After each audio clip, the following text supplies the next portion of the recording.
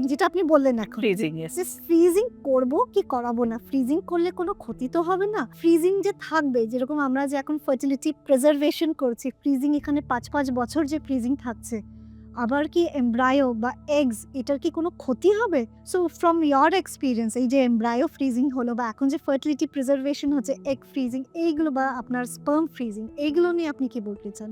Freezing যেটা আমি আগে বললাম যে স্লো ফ্রিজিং হতো, তখন অনেক ক্ষেত্রে আমরা দেখেছি যে গেমিট নষ্ট হয়ে যাচ্ছে, রিকভার করছে না। এটা ওল্ড টাইমস, আমরা 2000 আর্লি 2000 বা লেট 2000 এর দিকে করা হয়েছে। বাট যখন থেকে ভিট্রিফিকেশন এসছে, আমরা কোনোভাবেই কোনো ডিফেক্ট থয়িং বা এমব্রো রিগেনিং বা এরকম কিচ্ছু কোনো প্রবলেম কোনোদিনই দেখলাম না।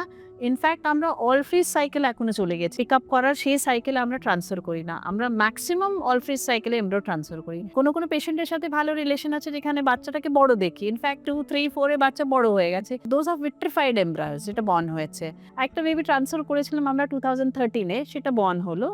বাকি এমব্রায়ো আমাদের কাছে টাইমকেই পড়েছিল, সেটা আমরা 2018 বা 19-এ সামওয়্যার ডিউরিং দ্যাট টাইম আমরা দুটো ট্রান্সফার করলাম, আবার পেশেন্ট প্রেগনেন্ট হলো, আবার হেলদি লাইফ। ইয়েস।